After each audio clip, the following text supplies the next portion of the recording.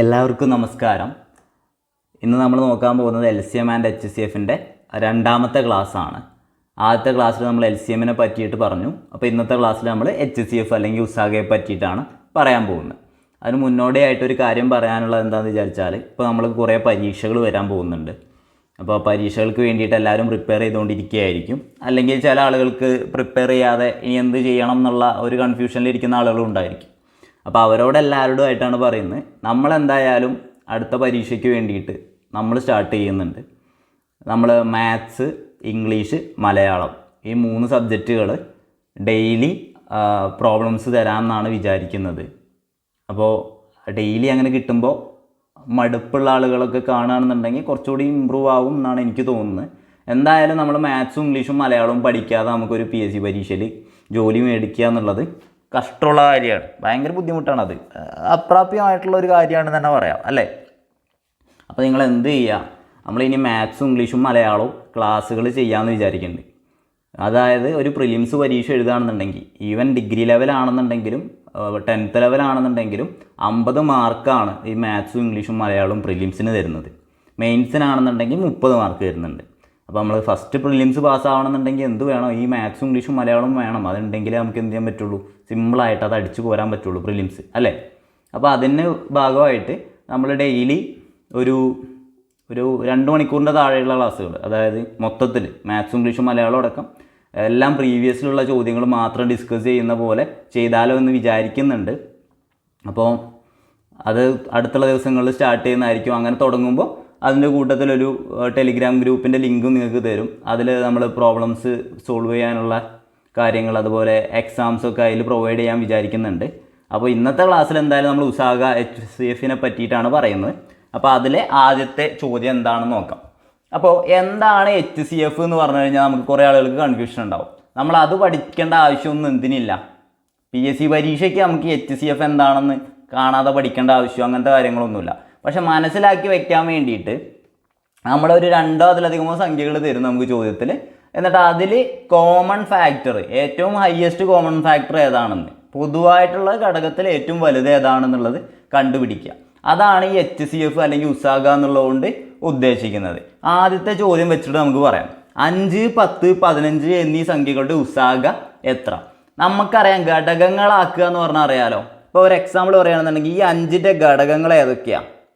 ഈ 5ൻ്റെ ഘടകങ്ങൾ ഏതൊക്കെയാണ്? ഘടകങ്ങൾ എന്ന് പറഞ്ഞാൽ 5നെ നിശേഷം ഹരിക്കാൻ സാധിക്കുന്ന സംഖ്യകൾ ഏതൊക്കെയാണെന്ന് പറഞ്ഞാൽ മതി. അപ്പോൾ പറയുകയാണെന്നുണ്ടെങ്കിൽ 5 × 1, അതായത് 5 ഗുണിക്കണം 1 എത്ര? 5 തന്നെ അല്ലേ? അപ്പോൾ 5ൻ്റെ ഘടകങ്ങൾ ഏതൊക്കെയായിരിക്കും? 5ഉം 1ഉം. മനസ്സിലായല്ലോ? 5 ഗുണിക്കണം 1 എന്ത്? 5. അപ്പോൾ 5ൻ്റെ ഘടകങ്ങൾ ഏതൊക്കെയായിരിക്കും? 5ഉം 1ഉം. മനസ്സിലായല്ലോ? ഇനി അതുപോലെ തന്നെ അടുത്ത സംഖ്യ 10 ആണല്ലോ. 10നെ നമുക്ക് എങ്ങനെ എഴുതാം? 10 ഗുണിക്കണം 1 എന്ന് എഴുതാം, അല്ലേ? അതുപോലെ തന്നെ 2 ഗുണിക്കണം 5 എന്ന് എഴുതിക്കൂടെ? മനസ്സിലായോ? എങ്ങനെ എഴുതിയേക്കുന്നത്? 10 ഗുണിക്കണം 1 എന്ന് പറഞ്ഞാൽ 10 തന്നെയാണ്. അതുപോലെ തന്നെ എന്താണ്? 2 ഗുണിക്കണം 5 എന്ന് പറഞ്ഞാലും എന്താണ്? 10 ആണ്. അപ്പോൾ അതിൻ്റെ ഘടകങ്ങൾ ഏതൊക്കെയാ? 10, 1, 2, 5. മനസ്സിലായല്ലോ? ഇനി അടുത്ത സംഖ്യ 15 ആണ്. ഈ 15ന് എങ്ങനെയൊക്കെ പറയാം? ഇപ്പോൾ പറഞ്ഞത് വെച്ചാണെങ്കിൽ 15 ഗുണിക്കണം 1 എന്താണ്? ഒരു ഘടകങ്ങളാണ്. അതൊക്കെയാ 15ഉം 1ഉം. ഇനി മറ്റതെന്താ അറിയാലോ? 3 × 5 ആണല്ലോ. അതും 3 × 5 എത്രയാ? അതും 15 ആണല്ലോ. അപ്പോൾ അതും അതിൻ്റെ ഘടകങ്ങളല്ലേ? അപ്പോൾ 15ൻ്റെ ഘടകങ്ങൾ ഏതൊക്കെയാ? 15, 1, 3, 5. ഓക്കെ ആണല്ലോ? ഇപ്പോൾ ഇത്രയും മനസ്സിലായല്ലോ? അപ്പോൾ ഇതിൽ ഏറ്റവും വലിയത്, ഹയസ്റ്റ് കോമൺ ഫാക്ടർ, ഏറ്റവും വലിയ കോമൺ ഫാക്ടർ. അപ്പോൾ ഇതിലുള്ള കോമൺ ആയിട്ടുള്ള ഫാക്ടേഴ്സ് ഏതൊക്കെയാണ്? ഇതിൽ 3 എണ്ണത്തിലും കോമൺ ആയിട്ടുള്ളത് ഏതൊക്കെയാണ് ഘടകങ്ങൾ? ഒരു 5 ഉണ്ട്, ഇവിടെ ഒരു 1 ഉണ്ട്, ഇവിടെ ഒരു 1 ഉണ്ട്, ഇവിടെ ഒരു 5 ഉണ്ട്, ഇവിടെ ഒരു 1 ഉണ്ട്, ഇവിടെ ഒരു 5 ഉണ്ട്. വേറെ ഏതെങ്കിലും കോമൺ ആയിട്ടുണ്ടോ? ഇല്ല. അപ്പോൾ നമുക്ക് ഇതിൻ്റെ കോമൺ 1ഉം 5ഉം ആണ്, ഇതിൻ്റെ കോമൺ 1ഉം 5ഉം ആണ്, 1ഉം 5ഉം ആണ് എല്ലാത്തിലും കൂടിയുള്ളത്. എല്ലാത്തിലും 1ഉം 5ഉം കോമൺ ആയിട്ടുള്ളത്. ഓക്കെ ആണല്ലോ? അതിലെ ഏറ്റവും വലുത് ഏതാണെന്നാ ചോദ്യം. അതിലേറ്റവും വലുത് ഏതാ? 5. 5 5 അതിലേറ്റവും വലുത് ഏതാണ് ചോദ്യം. അതാണ് എന്ത് ഈ ഉസാഗ അല്ലെങ്കിൽ ഹയസ്റ്റ് കോമൺ ഫാക്ടർ എന്ന് പറയുന്നതുകൊണ്ട് ഉദ്ദേശിക്കുന്നത്. അപ്പോൾ ഇത്രയും നേരം നോക്കിയില്ലേ, ഈ സാധനങ്ങളൊന്നും നമ്മൾ ഇനി ഉള്ള ക്ലാസ്സുകളിൽ ഉപയോഗിക്കാൻ പോകുന്നില്ല. ഇത് ഞാൻ എന്താണ് സാധനം എന്ന് പറയാൻ വേണ്ടി മാത്രം പറഞ്ഞതാണ്. ഇത് നിങ്ങൾ പഠിച്ചില്ലേലും ഒരു കുഴപ്പമില്ല. നമ്മൾ ഉപയോഗിക്കാൻ പോകുന്നത് 5, 10, 15 ഇതിൻ്റെ ഉസാഗ കാണാൻ പറഞ്ഞാൽ നമ്മൾ ചെയ്യാൻ പോകുന്ന ആദ്യം ഇതിനെ ഘടകങ്ങളാക്കണം. ഘടകങ്ങളാക്കാൻ ഇങ്ങനെ വരച്ചിട്ട് ചെയ്യാൻ നമുക്കറിയാം. LCM ചെയ്ത ക്ലാസ്സിൽ കണ്ട ആളുകളാണ് ഇപ്പോൾ വരുന്നത്. അപ്പോൾ LCM ചെയ്യുന്നത് കണ്ടതാണല്ലോ. അപ്പോൾ HCF ചെയ്യാനും സുഖമാണ്, ചെറിയൊരു വ്യത്യാസമുള്ളൂ. അപ്പോൾ ഇനി നോക്കിക്കോ, 5, 10, 15 ഇതിൽ നമ്മൾ ചെറിയ സംഖ്യ കൊണ്ട് ചെയ്യാൻ നോക്കുമ്പോൾ 2 ഏറ്റവും ചെറുത് നമ്മൾ എടുക്കാറുള്ളത്. പക്ഷെ 2 കൊണ്ട് ചെയ്യാൻ പറ്റുമോ? ഇല്ല. എല്ലാത്തിനെയും ചെയ്യാൻ പറ്റണം. LCMത്തെ മാതിരി ഏതെങ്കിലും ഒന്നിനെ ചെയ്യാൻ പറ്റിയാലും ചെയ്യുന്ന പോലെയല്ല ഇത്. എല്ലാത്തിനെയും ചെയ്യാൻ പറ്റണം. അപ്പോൾ നോക്ക്, 5, 10, 15 പോകുന്ന ഒരൊറ്റ സംഖ്യ ഉള്ളൂ. ഏതാ? 1 പിന്നെ ഒരു 5. അപ്പോൾ 1 നമ്മൾ കൺസിഡർ ചെയ്യില്ല. അപ്പോൾ ഇവിടെ കൺസിഡർ ചെയ്യേണ്ടത് ഏതാ? 5 നമ്മൾ എടുത്തു. ചെയ്ത് കഴിഞ്ഞാൽ 5/5 എത്രയാ? 1. 10ന് 5 കൊണ്ട് ഹരിച്ചാൽ 2. 15ന് 5 കൊണ്ട് ഹരിച്ചാൽ 3. 1, 2, 3 എന്ന് കിട്ടി. ഇനി നോക്കിക്കോ, ഇനി നമുക്ക് ചെയ്യാനുണ്ടോ? വേണമെന്നുണ്ടെങ്കിൽ 1 കൊണ്ട് കൂടി ചെയ്യാം. 1 കൊണ്ട് ചെയ്താലും 1, 2, 3 തന്നെ വരിക. അല്ലേ? അതന്നെയല്ലേ വരിക. ഇനി എത്ര തവണ ചെയ്താലും അങ്ങനെ തന്നെയല്ലേ വരിക. അപ്പോൾ നമ്മുടെ ഉത്തരം എന്ന് പറയുന്നത് ഇവിടെ ഒരു ഐ മാരി എഴുതിയത്, അത്ര നോക്കിയാൽ മതി. ഒരു ഐ മാരി എഴുതിയത് ഇവിടെ ഈ സൈഡിലുള്ളത് മാത്രം ഗുണിച്ചാൽ മതി. അപ്പോൾ ഇവിടെ എന്താണ്? 5 ഗുണിക്കണം 1, അതായത് 5 തന്നെ. അതായിരിക്കും നമ്മുടെ എന്ത് ഉസാഗ അല്ലെങ്കിൽ HCF എന്ന് പറയുന്നത്. ഇനി വേറൊരു ചോദ്യം നോക്കിക്കോ, 10, 20, 30 ഈ ചോദ്യത്തിൻ്റെ ഉത്തരം എത്രയായിരിക്കും? സാധാരണമാതിരി നമ്മൾ ചെയ്യുകയാണെന്നുണ്ടെങ്കിൽ എന്തുകൊണ്ട് ചെയ്യാം? 10, 20, 30 ചെറിയ സംഖ്യ എടുത്ത് ചെയ്യുകയാണെന്നുണ്ടെങ്കിൽ അങ്ങനെ സാധാരണ പോലെ പഠിച്ചാൽ മതി. ചെറിയ സംഖ്യ എടുത്ത് ചെയ്യുകയാണെന്നുണ്ടെങ്കിൽ നമ്മൾ ഏത് ചെയ്യും? 2 കൊണ്ട് ചെയ്യും അല്ലേ? അപ്പോൾ ഇവിടെ എത്ര കിട്ടും? 5 കിട്ടും. ഇവിടെ 10 കിട്ടും. ഇവിടെ 15 കിട്ടും. ഇനി ചെയ്യാൻ പറ്റുമോ? ഇനി കോമൺ ആയിട്ടുണ്ടല്ലോ. ഏതാ കോമൺ ആയിട്ടുള്ളത്? 5 കൊണ്ട് ചെയ്യാം അല്ലേ? 5 കൊണ്ട് 5നെ ഹരിച്ചാൽ 1, 10ന് 5 കൊണ്ട് ഹരിച്ചാൽ 2, 15ന് 5 കൊണ്ട് ഹരിച്ചാൽ 3. ഇനി ചെയ്യാൻ പറ്റുമോ? ഇതിൽ 2 എണ്ണത്തിലുണ്ടെങ്കിലും ചെയ്യാൻ പറ്റില്ല, 1-ലുള്ളെങ്കിലും ചെയ്യാൻ പറ്റില്ല. 3 എണ്ണത്തിലും തന്നിരിക്കുന്ന എല്ലാ സംഖ്യയിലും കോമൺ ആയിട്ടുണ്ടെങ്കിൽ മാത്രമേ എന്ത് ചെയ്യാൻ പറ്റുള്ളൂ? നമുക്ക് പുറത്തേക്ക് എടുത്ത് ചെയ്യാൻ പറ്റുള്ളൂ. അപ്പോൾ ഇവിടെ എന്ത് ചെയ്താൽ മതി? ഈ 2 × 5 എത്രയാ? 10 ആയിരിക്കും നമ്മുടെ ഉത്തരം എന്ന് പറയുന്നത്. ഇനി വേറൊരു ചോദ്യം നോക്ക്, 30, 60, 90 ഇതിൻ്റെ HCF എത്രയായിരിക്കും? ചെയ്തു നോക്കാലോ. 30, 60, 90 എത്ര കൊണ്ട് ചെയ്യാം? 2 കൊണ്ട് ചെയ്യാം അല്ലേ? അപ്പോൾ ഇത് 15, ഇതെത്രയാ? 20, 15, 30 ഇവിടെ എത്ര വരിക? 45. ഇനി ഏതുകൊണ്ട് ചെയ്യാം? 5 കൊണ്ട് ചെയ്യാം അല്ലേ? 5 കൊണ്ട് ചെയ്തു നോക്കാം. 5 കൊണ്ട് ചെയ്താൽ എത്ര കിട്ടുക? 3, 5, 15. ഇനി എത്രയാ? 6, 5, 30, 9, 5, 45 ചെയ്തല്ലോ. ഇനി എന്തെങ്കിലും ചെയ്യാൻ പറ്റുമോ? പറ്റും അല്ലേ? 3 കൊണ്ട് ചെയ്യാലോ. ഇനി 3 കൊണ്ട് ചെയ്യുകയാണെന്നുണ്ടെങ്കിൽ 3, 2 എത്രയാ? 3 അല്ലേ? 1, 2, 3 എന്ന് കിട്ടി. അപ്പോൾ നമുക്ക് എന്താണ് ഇനി ചെയ്യേണ്ടത്? HCF കാണാൻ പറഞ്ഞാൽ 2 ഗുണിക്കണം 5 ഗുണിക്കണം 3. അപ്പോൾ എത്രയാണത്? 30. കിട്ടിയല്ലോ, ആൻസർ കിട്ടിയല്ലോ. അപ്പോൾ ഈ ചോദ്യങ്ങളിലെല്ലാം ഉള്ളൊരു പ്രത്യേകതയുണ്ട്. നമുക്ക് തന്നിരിക്കുന്ന ചോദ്യങ്ങൾ ഏതൊക്കെയായിരുന്നു? ഞാനതൊന്ന് മായ്ക്കുന്നുണ്ട്. ചോദ്യങ്ങൾ 5, 10, 15, അതുപോലെ 10, 20, 30, അതുപോലെ 30, 60, 90 നമുക്ക് തന്നിട്ടുള്ള ചോദ്യങ്ങൾ ഇതൊക്കെയായിരുന്നു. അപ്പോൾ ഇങ്ങനെ ഉള്ള ചോദ്യങ്ങളാണെന്നുണ്ടെങ്കിൽ, ഈ ടൈപ്പിലുള്ള ചോദ്യങ്ങളാണെന്നുണ്ടെങ്കിൽ നമുക്ക് എങ്ങനെ പെട്ടെന്ന് ഉസാഗ കണ്ടുപിടിക്കാം എന്നാണ് പറയാൻ പോകുന്നത്. തന്നിരിക്കുന്നതിൽ ഏറ്റവും ചെറിയ സംഖ്യ എടുക്കാം. എത്ര ചെറിയ സംഖ്യ? 5 അല്ലേ? അതിൻ്റെ ഗുണിതങ്ങളാണോ വലിയ സംഖ്യകളെന്ന് നോക്കുക. 5 ആണ് ഏറ്റവും ചെറിയ സംഖ്യ. അതിൻ്റെ ഗുണിതങ്ങളാണോ വലിയ സംഖ്യകളെന്ന് നോക്കുക. 5 × 2 ആണെന്ത്? 10. 5 × 3 ആണെന്ത്? 15. ഗുണിതങ്ങളാണല്ലോ. അപ്പോൾ എന്താണ് നമ്മുടെ HCF? 5 ആയിരിക്കും. അതായത് തന്നിരിക്കുന്ന ചെറിയ സംഖ്യ എടുത്തിട്ട് അതിനെക്കൊണ്ട് മറ്റ് സംഖ്യകളെ നിശേഷം ഹരിക്കാൻ സാധിക്കുമെങ്കിൽ അതായിരിക്കും എന്ത്? HCF എന്ന് പറയുന്നത്. ഷോർട്ട് കട്ടാണ്. ഓക്കെ ആണല്ലോ. അപ്പോൾ ഇനി ഈ കേസ് നോക്ക്. ചെറിയ സംഖ്യ 10. 20നെയും 30നെയും 10 കൊണ്ട് ഹരിക്കാൻ പറ്റുമെന്ന് ശേഷം പറ്റുമല്ലോ. അപ്പോൾ അത് HCF എത്രയായിരിക്കും? 10 ആയിരിക്കും. ഇനി അടുത്ത നോക്ക്. ഇവിടെ ചെറിയ സംഖ്യ 30 ഇനി നോക്ക് 60ഉം 90ആണ് മറ്റേ സംഖ്യകൾ. 30 × 2 ആണ് 60, 30 × 3 ആണ് 90. അപ്പോൾ എന്ത് ചെയ്യാൻ പറ്റും? അതിനെ നിശേഷം ഹരിക്കാൻ പറ്റുമല്ലോ. അപ്പോൾ ഇവിടുത്തെ HCF എന്താ? 30 ആണ്. മനസ്സിലായല്ലോ? എങ്കിൽ അടുത്ത ചോദ്യം നോക്കാം. അടുത്ത ചോദ്യം 12, 20, 24 എന്നീ സംഖ്യകളുടെ ഉസാഗ എത്ര എന്നാണ് ചോദിച്ചിരിക്കണേ. ചോദ്യം എന്താണ്? 12, 20, 24 എന്നീ സംഖ്യകളുടെ ഉസാഗ എത്ര? ചെയ്യാനറിയാലോ. 12, 20, 24 ഉസാഗ കാണാൻ പറഞ്ഞാൽ ഘടകങ്ങളാക്കുകയാണ് നമ്മൾ. അപ്പോൾ ഇതിനെ ചെയ്യാൻ പറ്റുകയാണെന്നുണ്ടെങ്കിൽ ആദ്യം നമ്മൾ 2 കൊണ്ട് ചെയ്യാം. ഇരട്ട സംഖ്യ ആയതുകൊണ്ട് 2 കൊണ്ട് ചെയ്യുകയാണെന്നുണ്ടെങ്കിൽ 12നെ ചെയ്താൽ 6 കിട്ടി, 20നെ ചെയ്താൽ 10 കിട്ടി, 24നെ ചെയ്താൽ 12 എന്ന് കിട്ടി. ഇതെല്ലാം വീണ്ടും ഇരട്ട സംഖ്യകൾ തന്നെ. അപ്പോൾ ഇനി എന്തുകൊണ്ട് തന്നെ ചെയ്യാം? 2 കൊണ്ട് തന്നെ ചെയ്യാലോ. 2 കൊണ്ട് ചെയ്താൽ ഇവിടെ എത്രയായി? 3, ഇവിടെ 5 ആയി, ഇവിടെ എത്രയായി? 6 ആയി. ഇനി ചെയ്യാൻ പറ്റുമോ? ചെയ്യാൻ പറ്റും എന്നാണോ നിങ്ങൾ വിചാരിക്കുന്നത്? പറ്റില്ല. ഇവിടെ ചിലപ്പോൾ വിചാരിക്കും 3ഉം 6ഉം ഉണ്ടല്ലോ, അതുകൊണ്ട് ചെയ്തുകൂടെ എന്ന് വിചാരിക്കും. അതെവിടെയാ? അത് എൽസിയമിൻ്റെ കേസിലാണ്. ഇതെന്താ നമ്മൾ കണ്ടുകൊണ്ടിരിക്കണേ? HCF അല്ലെങ്കിൽ ഉസാഗ കാണുന്നത്. ഉസാഗയ്ക്ക് 3 എണ്ണത്തിലും കോമൺ ആയാൽ മാത്രമേ ചെയ്യാൻ പറ്റുള്ളൂ. ഇവിടെ 3 എണ്ണത്തിലും കോമൺ ആയിട്ടില്ല. അപ്പോൾ അവിടെ വെച്ച് നിർത്തുക. എന്നിട്ട് എന്ത് ചെയ്യുക? ഇവിടെ മാത്രം ഗുണിക്കുക. നമ്മുടെ ഉത്തരം 2 × 2 4 ആയിരിക്കും. ഓക്കെ ആണല്ലോ. എങ്കിൽ അടുത്ത ചോദ്യം നോക്കാം. അടുത്ത ചോദ്യം 5, 7, 13 എന്നീ സംഖ്യകളുടെ ഉസാഗ എത്ര? നമ്മൾ ചെയ്യാണ്, സാധാരണ ചെയ്യുന്ന മാതിരി ചെയ്യാണ്. 5, 7, 13. ഇനി നോക്കിക്കേ, ഈ 5, 7, 13 പൊതുഘടകം ഉണ്ടോ?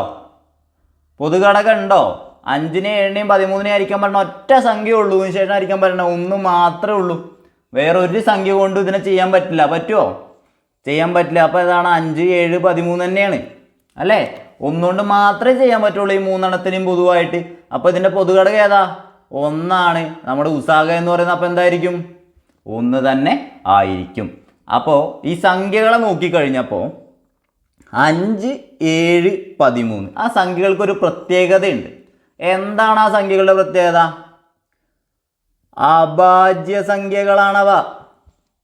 എന്താണ് ആ സംഖ്യകളുടെ പ്രത്യേകത? അഭാജ്യ സംഖ്യകളാണ്. എന്താണ് അഭാജ്യ സംഖ്യ എന്ന് പറഞ്ഞാൽ? ആ സംഖ്യയോ ഒന്നോ മാത്രമേ ആ സംഖ്യകളുടെ ഘടകങ്ങളായി വരുന്നുള്ളൂ. അഭാജ്യ സംഖ്യകൾ എന്ന് പറഞ്ഞാൽ എന്താണ്? ആ സംഖ്യയോ ഒന്നോ മാത്രമേ അതിൻ്റെ ഘടകങ്ങളായിട്ട് വരുന്നു. ഫോർ എക്സാമ്പിൾ 5 ഒരു അഭാജ്യ സംഖ്യ നമ്മൾ പറഞ്ഞു. അതായത് 1, 5 മാത്രമേ എന്ത് ചെയ്യുന്നുള്ളൂ? അതിൻ്റെ പൊതുഘടകങ്ങളായിട്ടുള്ള വരുന്നുള്ളൂ. 1 × 5 ആണ്. അപ്പോൾ 1ഉം 5ഉം മാത്രം എന്താവുന്നുള്ളൂ? അതിൻ്റെ ഘടകങ്ങളായിട്ട് വരുന്നു. 7 എടുത്ത് നോക്കുകയാണെന്നുണ്ടെങ്കിലും അതേപോലെ തന്നെ 1 × 7 ആണ്. 1ഉം 7ഉം മാത്രം എന്ത് വരുന്നുള്ളൂ? അതിൻ്റെ ഘടകങ്ങളാവുന്നുള്ളൂ. 13 എടുത്താലും സെയിം 1 × 13 മാത്രം അല്ലേ? ആ 1ഉം 13ഉം. മനസ്സിലായല്ലോ. അപ്പോൾ ഇതിന്ന് നമ്മൾ എന്ത് മനസ്സിലാക്കി? അഭാജ്യ സംഖ്യകളുടെ, തന്നിരിക്കുന്നതൊക്കെ അഭാജ്യ സംഖ്യകളാണെന്നുണ്ടെങ്കിൽ അഭാജ്യ സംഖ്യകളുടെ ഉസാഗ എന്ന് പറയുന്നത് എപ്പോഴും എന്തായിരിക്കും? ചെയ്യാനൊന്നും നിൽക്കണ്ട. എന്തായിരിക്കും? 1 ആയിരിക്കും. മനസ്സിലായല്ലോ. എങ്കിൽ അടുത്ത ചോദ്യം നോക്കാം. ആദ്യത്തെ 5 അഭാജ്യ സംഖ്യകളുടെ ഉസാഗ എത്ര? 5 അഭാജ്യ സംഖ്യകൾ ഏതൊക്കെ? ആദ്യത്തെ 5 അഭാജ്യ സംഖ്യകൾ 2, 3, 5, 7, 11. ഇതൊക്കെയാണ് എന്ത്? ആദ്യത്തെ 5 അഭാജ്യ സംഖ്യകൾ എന്ന് പറയുന്നത്. 2, 3, 5, 7, 11. ഏറ്റവും ചെറിയ അഭാജ്യ സംഖ്യ ഏതാ? 2 അല്ലേ? അപ്പോൾ ഇനി പറ, ഇതിൻ്റെ അഭാജ്യ സംഖ്യകളുടെ ഉസാഗ കാണാൻ പറഞ്ഞാൽ നമ്മൾ എങ്ങനെ ചെയ്യും? സാധാരണ ചെയ്യുന്ന മാതിരി ചെയ്യുകയാണെന്നുണ്ടെങ്കിൽ കോമൺ ആയിട്ട് ഒന്നുമില്ല. അപ്പോൾ 1 ആയിരിക്കും എന്ത്? ഉസാഗ എന്ന് പറയുന്നത്. ഇതല്ലേ നമ്മളിപ്പോൾ നേരത്തെ പറഞ്ഞത്? എന്ത്? അഭാജ്യ സംഖ്യകളുടെ ഉസാഗ എന്ന് പറയുന്നത് എത്രയായിരിക്കും? 1 ആയിരിക്കും. എന്താ പറഞ്ഞത്? അഭാജ്യ സംഖ്യകളാണ് തന്നതെങ്കിൽ അവയുടെ ഉസാഗ എന്ന് പറയുന്നത് എന്തായിരിക്കും? 1 ആയിരിക്കും. നമ്മൾ പഠിച്ചേ ഉള്ളൂ അല്ലേ? അപ്പോൾ ഇനി അത് തെറ്റില്ലല്ലോ. അഭാജ്യ സംഖ്യയുടെ ഉസാഗ എന്ന് പറയുന്നത് 1 ആയിരിക്കും. എങ്കിൽ അടുത്ത ചോദ്യം നോക്കാം. ഇനി വരുന്ന ഒരു ടൈപ്പാണ് 21, 35, 70 എന്നീ സംഖ്യകളെ നിശേഷം ഹരിക്കാവുന്ന ഏറ്റവും വലിയ സംഖ്യ ഏത്? ചോദ്യം എന്താ? 21, 35, 70 ഈ 3 സംഖ്യകൾ. ഇതിനെ നിശേഷം ഹരിക്കാൻ പറ്റുന്ന ഏറ്റവും വലിയ സംഖ്യ ഏത്? എന്താ അതിൻ്റെ അർത്ഥം? ഈ 21, 35, 70 എന്ന സംഖ്യകളെ നിശേഷം ഹരിക്കാൻ പറ്റുന്ന ഏറ്റവും വലിയ സംഖ്യ ഏതെന്നാണ് ചോദിച്ചേക്കണേ. അതായത് ആ സംഖ്യ എന്ന് പറയുന്നത് എന്തായിരിക്കും? ഈ 21, 35, 70 തന്നുകൊണ്ട് അതിലെ ഏറ്റവും ചെറിയ സംഖ്യ ഏതാ? 21. ഒന്നുകിൽ ആ സംഖ്യ അല്ലെങ്കിൽ അതിനേക്കാൾ ചെറിയൊരു സംഖ്യ ആയിരിക്കും നമ്മുടെ ഉത്തരം എന്ന് പറയുന്നത്. ഇത് ഓപ്ഷനിൽ നിന്ന് എടുക്കാൻ വേണ്ടി പഠിപ്പിക്കുന്നതാ. എന്താ പറഞ്ഞത്? നമ്മളോട് ഉസാഗയാണ് കാണാൻ പറഞ്ഞത്. എന്ത്? 21, 35, 70 എന്നീ സംഖ്യകളെ നിശേഷം ഹരിക്കാവുന്ന ഏറ്റവും വലിയ സംഖ്യ. അതിൽ ശ്രദ്ധിക്കണം. എന്ത്? സംഖ്യകളെ. എന്നീ സംഖ്യകളെ ആ രണ്ട് വാക്ക് ശ്രദ്ധിക്കണം. കളെ ഇവിടെ വലിയ സംഖ്യ. ഇങ്ങനെ വരികയാണെന്നുണ്ടെങ്കിൽ അതെന്ത് കാണാനാ? HCF കാണാനാണെന്ന് നിങ്ങൾ മനസ്സിലാക്കണം. ഓക്കെ ആണല്ലോ? 21, 35, 70 സംഖ്യകൾ. അപ്പോൾ നമ്മൾ അതിന് എന്ത് കണ്ടുപിടിക്കണം? അതിൻ്റെ ഏറ്റവും വലിയ സംഖ്യ കണ്ടുപിടിക്കണം. അപ്പോൾ അതിനെ നിശേഷം ഹരിക്കാൻ പറ്റുന്ന ഏറ്റവും വലിയ സംഖ്യ കണ്ടുപിടിക്കണം. അത് കണ്ടുപിടിക്കാൻ വേണ്ടിയിട്ട് പെട്ടെന്ന് ഓപ്ഷനിൽ ചിലപ്പോൾ വലിയ സംഖ്യയൊക്കെ ആയിരിക്കുന്നുണ്ട്. ഓപ്ഷനിൽ ചിലപ്പോൾ ഇങ്ങനെയൊക്കെ ആയിരിക്കും. 7, 35, 70 ഇങ്ങനെയൊക്കെയാണ് ഓപ്ഷൻ എന്നുണ്ടെങ്കിലോ നോക്ക്, ഏറ്റവും ചെറിയ സംഖ്യയോ അല്ലെങ്കിൽ അതിനേക്കാൾ ചെറിയൊരു സംഖ്യയോ ആയിരിക്കും നമ്മുടെ ഉത്തരം. അപ്പോൾ അങ്ങനെയാണെന്നുണ്ടെങ്കിൽ നമ്മളെപ്പോഴും എന്ത് പോവും? ഇതിക്ക് പോകും. ഇത് തന്നെയാണ് ഉത്തരം എന്നല്ല ഞാൻ പറയുന്നത്. ഓക്കെ, മനസ്സിലായല്ലോ? ആ ഒരു ഐഡിയ മനസ്സിലായോ? അത് ഓപ്ഷനിൽ നിന്ന് എടുക്കാൻ വേണ്ടിയിട്ടുള്ള ട്രിക്കാണ്. എന്താ പറഞ്ഞത്? തന്നിരിക്കുന്ന സംഖ്യകൾ HCF കാണാൻ പറയുമ്പോൾ എന്ത് ചെയ്താൽ മതി? തന്നിരിക്കുന്ന സംഖ്യകളിൽ ഏറ്റവും ചെറിയ സംഖ്യ വെക്കുക. ഒന്നുകിൽ ആ സംഖ്യയാവും. ആ സംഖ്യയാണോ നോക്കാൻ എന്ത് ചെയ്താൽ മതി? മറ്റ് രണ്ട് സംഖ്യകളെ കൊണ്ട് നിശേഷം ഹരിക്കാൻ പറ്റുമോ നോക്കിയാൽ മതി. അല്ലേ? മറ്റ് സംഖ്യകളെ ആ സംഖ്യ കൊണ്ട് നിശേഷം ഹരിക്കാൻ പറ്റുമോ എന്ന് നോക്കിയാൽ എന്ത് കിട്ടും? ആ സംഖ്യയാണെന്ന് മനസ്സിലാവും കേട്ടോ. ഓക്കെ, അതൊന്നും ശ്രദ്ധിക്കേണ്ട. ഇനി ഇത് മാത്രം നോക്ക്. കാണാൻ പറഞ്ഞേക്കണേ 21, 35, 70 എന്നീ സംഖ്യകളെ നിശേഷം ഹരിക്കാവുന്ന ഏറ്റവും വലിയ സംഖ്യ ഏതെന്ന് ചോദിച്ചിരിക്കുന്നത്. ഏറ്റവും വലിയ സംഖ്യ കാണാൻ പറഞ്ഞേക്കണേ HCF ആണ്. കാണാൻ പറഞ്ഞേക്കണത് HCF ആണ്, അല്ലെങ്കിൽ ഉസാഗയാണ്. അപ്പോൾ ശ്രദ്ധിക്കേണ്ടത് സംഖ്യകളെ വലിയ സംഖ്യ ആ രണ്ട് വാക്കുകൾ ഉണ്ടെങ്കിൽ കാണാൻ പറഞ്ഞിട്ടുള്ള എന്താണ്? ഉസാഗയാണ്. ഓക്കെ ആണല്ലോ? അപ്പോൾ ഇനി ചെയ്യാൻ പോവാണ്. 21, 35, 70 ഇതാണ് സംഖ്യകൾ. ഇതിനെ ചെയ്യുകയാണെന്നുണ്ടെങ്കിൽ എത്ര കൊണ്ട് ചെയ്യാം? കോമൺ ആയിട്ട് ഏതാ ഉള്ളത്? ഇവിടെ ഒരു 70 ഉണ്ട്. അപ്പോൾ ഏതുകൊണ്ടായിരിക്കും? 7 കൊണ്ടായിരിക്കും അല്ലേ? ചെയ്യുകയാണെന്നുണ്ടെങ്കിൽ 3, 7, 21 അല്ലെങ്കിൽ വേണ്ട 3 കൊണ്ട്. നമ്മൾ ആദ്യം എന്താ ചെയ്യേണ്ടതെന്ന് വെച്ചാൽ ഡയറക്റ്റ് 7 നമുക്ക് എടുക്കാൻ കിട്ടില്ല. നിങ്ങൾ പഠിക്കുന്ന സ്ഥിതിക്ക് നിങ്ങൾക്ക് പെട്ടെന്ന് 7 എടുക്കാൻ കിട്ടില്ല. അപ്പോൾ നിങ്ങൾ ആദ്യം നോക്കും 3 കൊണ്ട് ചെയ്യാൻ പറ്റുമോ നോക്കും. 3 കൊണ്ട് ചെയ്യാൻ പറ്റുമോ വെച്ചാൽ 3, 7, 21. 3 കൊണ്ട് ചെയ്യാൻ പറ്റും. പക്ഷേ ഇവിടെ നോക്കും 35 ചെയ്യാൻ പറ്റുമോ 3 കൊണ്ട്? ഇല്ല. 10 × 3 30. പിന്നെ 33 ഉള്ളൂ. പിന്നെ 36. അപ്പോൾ 35 പോകില്ല. അപ്പോൾ 3 കൊണ്ട് ചെയ്യാൻ പറ്റുമോ? ഇല്ല. അപ്പോൾ ഇനി 4 കൊണ്ട് പറ്റുമോ? ഇരട്ട സംഖ്യകൾ ഇല്ല. അപ്പോൾ അത് പറ്റില്ല. 5 കൊണ്ട് ചെയ്യാൻ പറ്റുമോ നോക്കി. 5 കൊണ്ട് ചെയ്യാൻ പറ്റുമോ വെച്ചാൽ 35, 70 ചെയ്യാം. പക്ഷേ 21 5 കൊണ്ട് ചെയ്യാൻ പറ്റുമോ? ഇല്ല.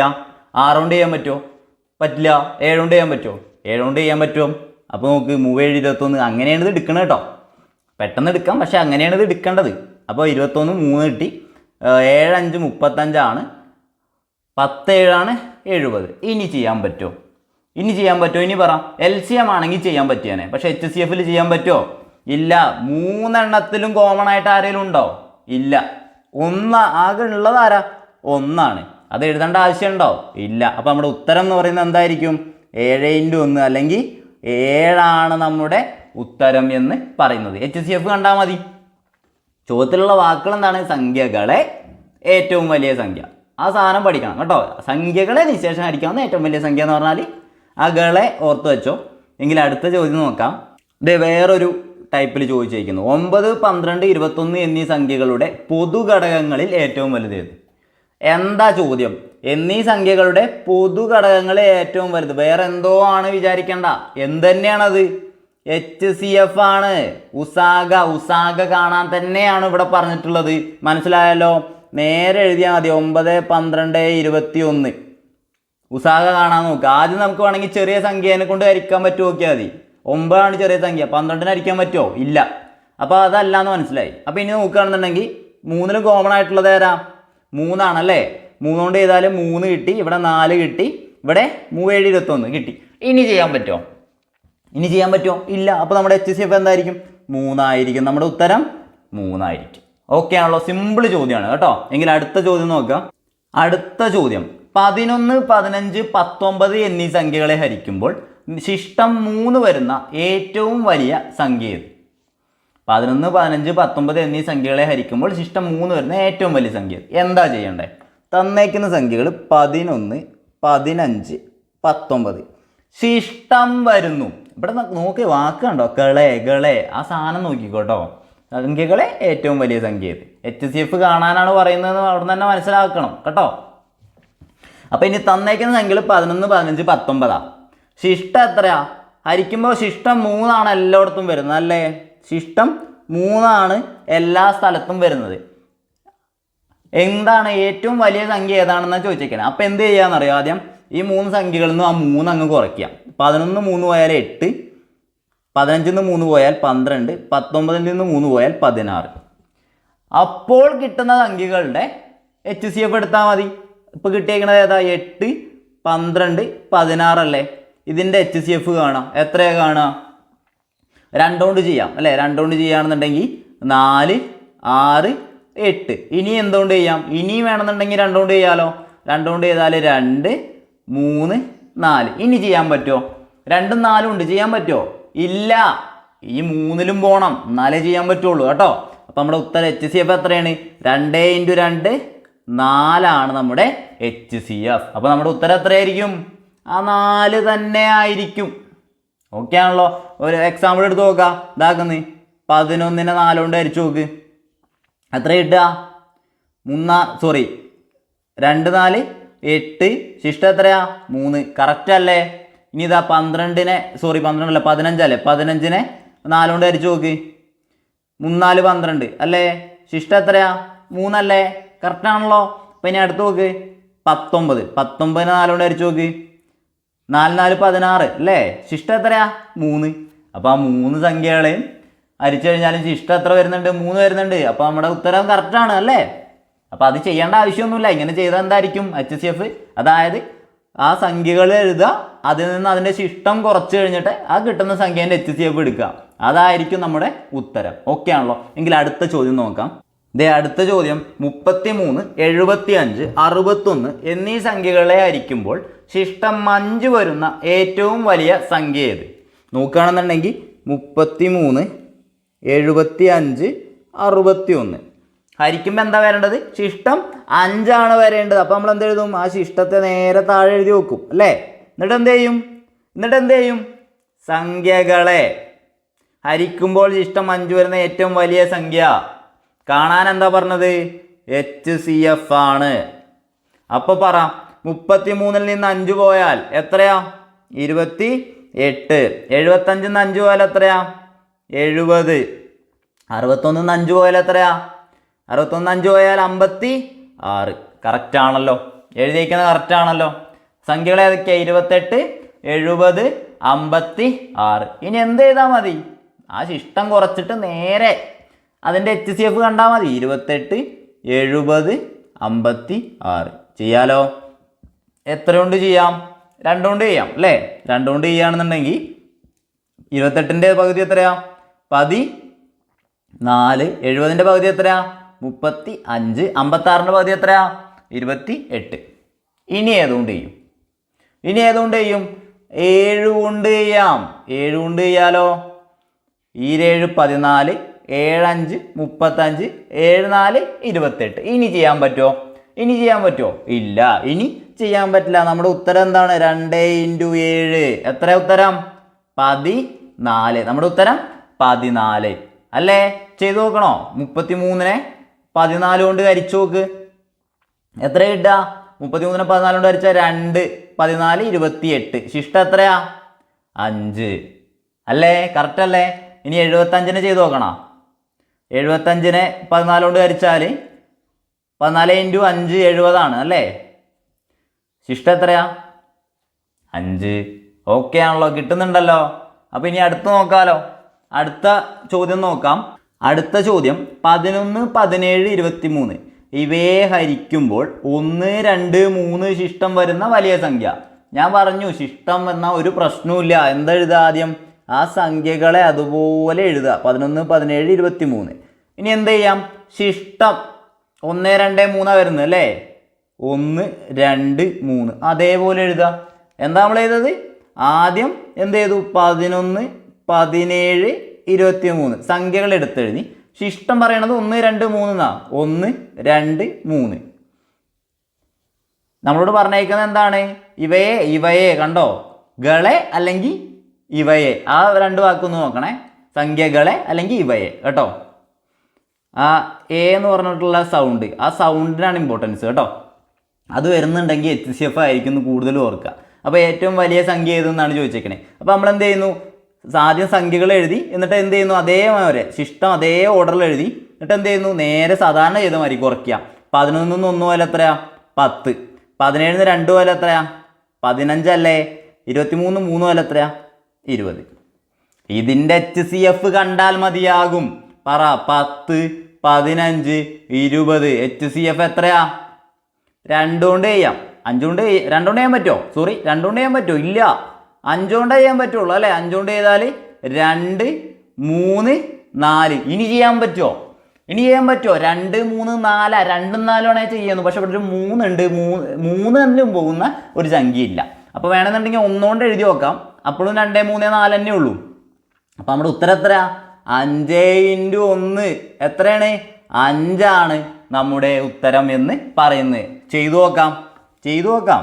11 ഹരിക്കണം 5 ചെയ്താൽ എത്ര കിട്ടുക? 2 10. ശിഷ്ടം എത്ര കിട്ടി? 1. കറക്റ്റ് ആണല്ലോ. ഇനി നോക്ക്. 17 ഹരിക്കണം 5 എത്രയാ?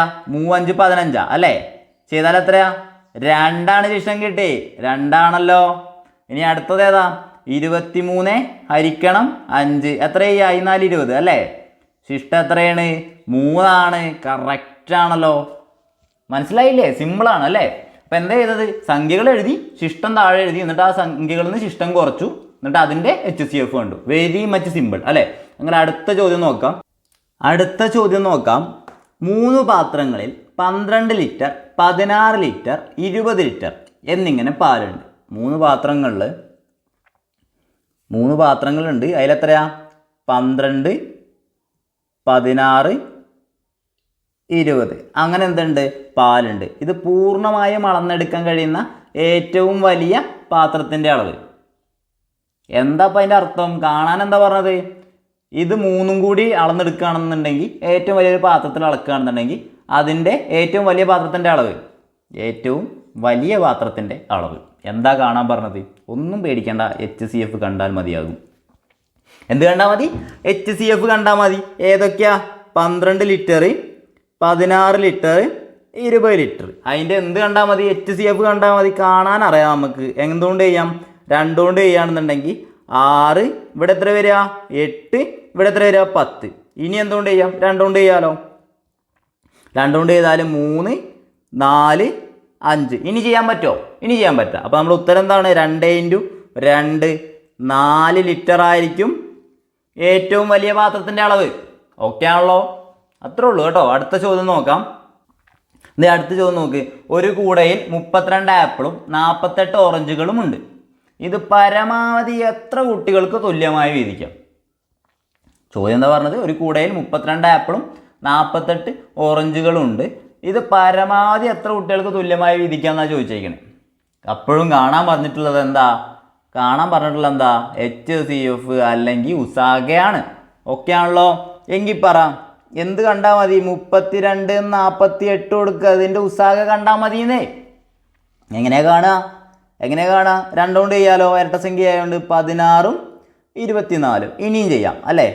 ഇനി 2 കൊണ്ട് ചെയ്താൽ 8 12. ഇനി 2 കൊണ്ട് ചെയ്യാലോ. 2 കൊണ്ട് ചെയ്താൽ 4 6 കിട്ടി. ഇനി 2 കൊണ്ട് ചെയ്യാലോ.